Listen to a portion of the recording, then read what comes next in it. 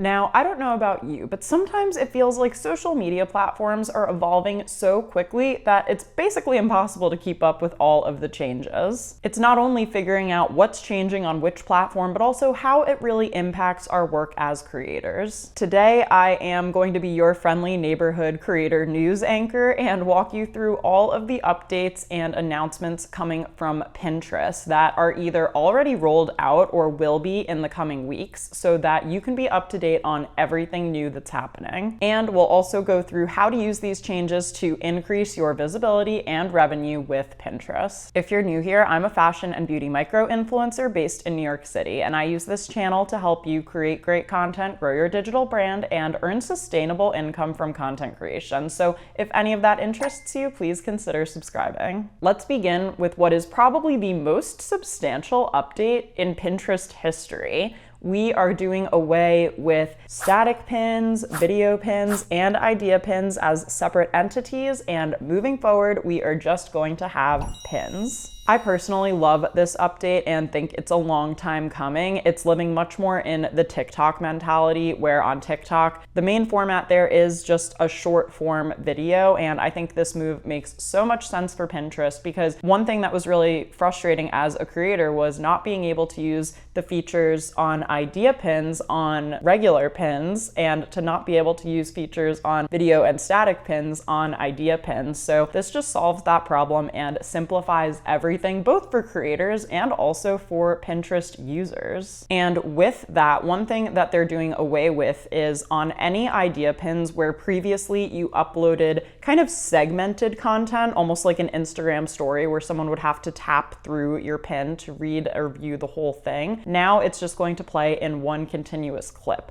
So even if you had a video and then a photo and then another video, that will still automatically populate as one continuous clip, and no one will need to tap through any longer to see that full piece of content. This is also a huge opportunity for us as creators, because this now means that you can add a link to any pin that you create. Before, idea pins did not support external links, and now linking is going to be available for every pin that you create. So this means if you create content on Pinterest and you want to link out to your freebie for people to sign up for your email newsletter, to a digital product that you've created, to a blog post that you wrote, to an affiliate link that you've created, you will now have the capability to do that. And this has the potential to drastically drive more traffic to areas of your business where you can make money. We are also now getting flexible aspect ratios on pins. So this is great, because previously a regular standard pin would usually have a preferred format. I think it was 1500 by 1000, so a little bit longer than your 4x5 content on Instagram. And you used to only be able to upload an idea pin as a 9x16 format. So with flexible aspect ratios now, where you can control the size of the pin, this is going to give you much more flexibility and the chance for people to view and find your content. I do still believe that vertical content performs best on Pinterest, and specifically the 9x16 format, especially when you are scrolling on mobile. This just means that it's already optimized and ready to go should someone click into that piece of content on their phones. So that would be my kind of overall recommendation there. And we're also going to have full editing capabilities across pins, meaning you can go back in and edit the title, the description, or the link of a pin even after it's been published. So if you have any broken links on old pins that you will want to go back and update, you can do that. Or if you make a typo and you want to make sure that you correct it so that all the right information is in your pin, that will be available as well. And I think this is a really big one in terms of monitoring how your content is performing on Pinterest, which is that we're going to be getting increased performance metrics. So Pinterest has announced that for all video pins, we're going to get some enhanced analytics, including the ability to see all views and also watch time of that pin content. So if you have a video and you can see, hey, out of this 30-second pin, people were watching 25 seconds of it. That's great retention information, and that's something you can use to your advantage as a content creator if you want to pitch a brand partnership or you want to have a call to action somewhere in your video and you know that people will be watching through to get to the point where you insert that call to action. So this is going to be a game changer just for us to better understand how is our content performing on Pinterest. Because I know for me as a content creator and originally as a blogger, it's always been about, oh, the external link clicks for Pinterest. How can I drive traffic to my blog? Is Pinterest driving traffic to my email sign-up page? And now we can also have better insight into what's going on Pinterest specifically. So I'm personally super excited to see that rolled out, and I anticipate that most of these will be rolling out in the coming weeks. So keep an eye on your Pinterest app, make sure everything is up to date or updating automatically so that you'll be the first to know and have access to all of these updates, which Pinterest has confirmed will be releasing globally, by the way. Now, one other thing I wanted to call out in this video that isn't necessarily a brand new update, but is something that I don't think a lot of creators are talking about when it comes to Pinterest, and I think that they should be. And this is that Pinterest is also currently beta testing Pinterest TV Live, which is their answer to live streaming on the Pinterest platform. On Instagram and TikTok, going live can be pretty spontaneous, but on Pinterest, it's a more planned process, and you do also need to apply to host an episode of Pinterest TV. I personally have been testing going live on Pinterest TV. I've been applied and been accepted as a creator who can host live shows on Pinterest, and I've got to say, my analytics, first of all, spike so high every single time that I go live, and it's been amazing to see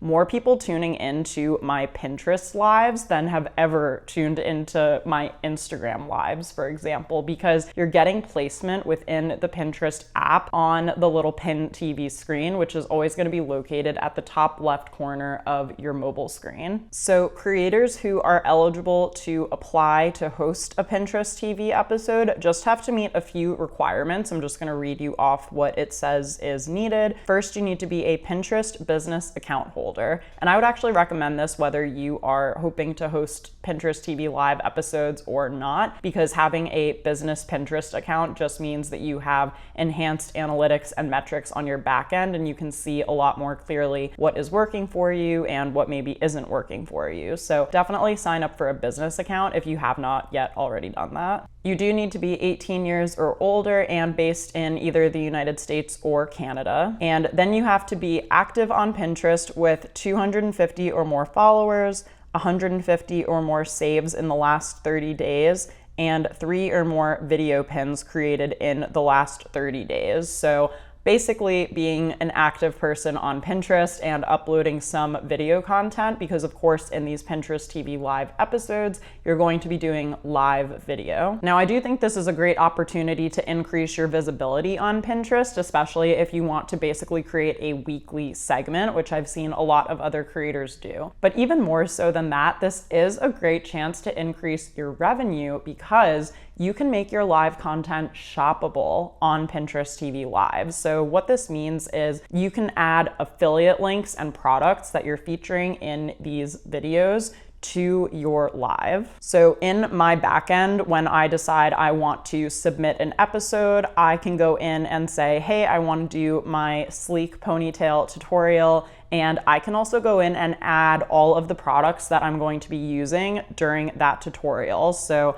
I can add links to the boar bristle brush that I'm going to be using, the iconic wax hair stick from Amazon. I can add the hair ties that I'm using so that everything featured in the video is already linked and populating on the screen when I actually go to hit live. So I love that I can submit all of that and arrange all of that beforehand using desktop. I personally find that affiliate links are much easier to manage and link to on desktop than on mobile, so that when I go live, those products are just there and featured, and I don't have to add a link to the comments or tell people to go to my bio. So it's a really seamless, integrated experience. It's like giving 2023 QVC in the best possible way. So I would definitely encourage you, if you're eligible, go apply and see if you can get in to host a Pinterest TV episode and just try it out once and see what you think of it, because I've been pretty impressed with the results so far, and it's definitely something that I'm going to keep experimenting with throughout the summer and probably the rest of the year. Let me know which of these updates you're currently most excited for, and I'll also leave some links to some posts from the Pinterest newsroom with more details about everything I've talked about so far. And I wanted to get into now a little bit, you have the updates, but what does this mean and how can you use these updates to your advantage? Well, I think the first big thing to point out here is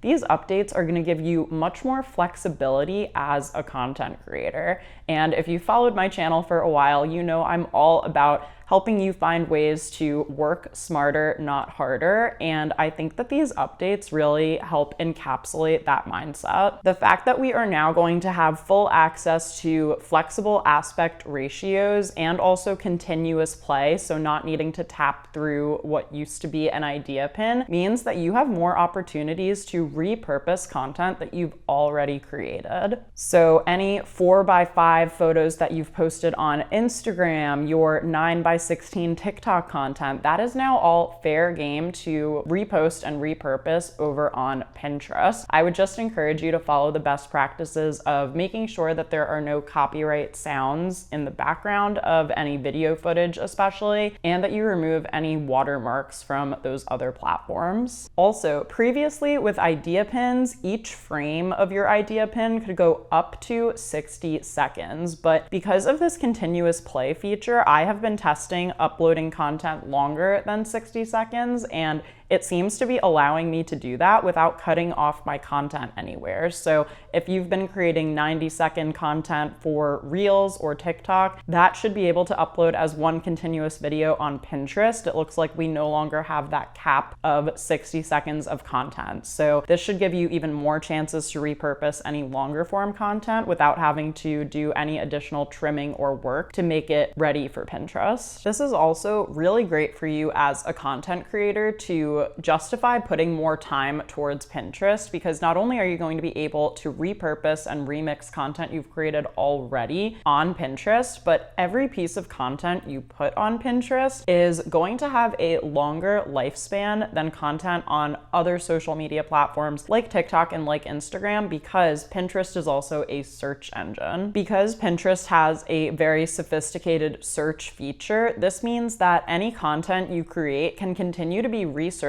time and time again, especially if it tends to be content that is more evergreen versus trending content. To give you a very quick beauty example here, a piece of evergreen content could be makeup tips for beginners. People are always going to be searching for that. And a piece of trending content could be, oh, Fenty Beauty came out with a new lipstick this week. So the trending content is automatically going to have a bit of a shorter lifespan, but that evergreen piece of content will continue to show up in search time and time again, especially on a platform like Pinterest. So whenever possible, I think that doing a bit of SEO research to validate topics of pins that you want to create and figure out the right keywords to add to your title and description to help Pinterest better understand what is this content about and who might be looking for it is going to be key. So if you feel like you want to be stepping up your SEO game a little bit this summer, I think there's no better time to do it and to get in the know with some SEO strategies. For all of my best Pinterest SEO strategies, I would highly recommend checking out my workshop, What You Really Need to Know About SEO. This is where I give a very detailed overview of exactly what strategies I apply on Pinterest. I also talk about YouTube and Google if you have a blog in this workshop, but in terms of Pinterest, all of my top tier strategies are in this workshop. It's 60 minutes, so definitely check it out if you are looking for a bit of an SEO crash course. The link to the workshop is always down below in the description box. But 2 quick SEO strategies that I can share with you that you can implement right now are to first type in the keyword or phrase that you want to create a pin around. So one example could be bridal shower. I have bridal showers on the brain because mine is coming up in a few weeks, but say you type in the keyword bridal shower on Pinterest. What's really cool about Pinterest is once you enter that search result, you'll see at the top of the screen right underneath the search bar bar, all of these other kind of suggestions or related searches that people are actually looking for. So this is a great way to take a keyword and really refine it, right? So when I typed in bridal shower, I also saw bridal shower guest outfit, bridal shower favors, bridal shower themes. So this will give you insight into what people are searching for, so you can create a more specific keyword for your pin to more accurately describe like what about a bridal shower is this pin. This is a really quick and easy way to start to narrow down a keyword more specifically to help it reach the right people. Another great free SEO tool that is at your disposal is the Pinterest trends section. So you can simply go to trends.pinterest.com to see what trends are spiking in the search results right now, or what are people searching for more now than they have been previously. So using Pinterest trends is a great way also to brainstorm content if you are currently planning to do a summer content day anytime soon, or you want to be creating new content coming up, because you can see in real time what is trending right now and what the recent spike or increase in searches has been compared to what that search term historically gets. So just to read you some from my trend list right now, I can see Sephora haul is getting 74 times more searches than normal, vacation outfit ideas 10 times more searches than normal. Other things that are trending right now are summer nail inspo, cargo pants, blob mirrors, home for outdoor, festival style. So you can really use this as obviously a checkpoint if you want to upload any content that you already have created that fits these themes, and you could say, oh, I did so many cute summer nail art tutorials last year. Since it's trending on Pinterest now, let me go grab that content from last year and upload it now. Or if you are looking to create new content that you can see is actually trending on Pinterest, this is a great place to start with that. So utilizing both the search bar and the refinement suggestions and also Pinterest trends are really quick and easy SEO strategies that you can use to apply to your Pinterest content. However, like I said before, if you want my full deep dive into what my Pinterest strategies are, that's all inside my What You Really Need to Know About SEO workshop that you can find linked down below in the description. Thank you guys so much for joining me for this little Pinterest news update. I do like doing these every once in a while to keep you in the know about what's going on different platforms. So let me know if you want me to do Instagram or TikTok or any other platform next. And if you're looking for even more ways to increase your earnings with Pinterest, be sure to check out the up next recommendation on the screen. Thanks for watching, and I'll see you all in the next video.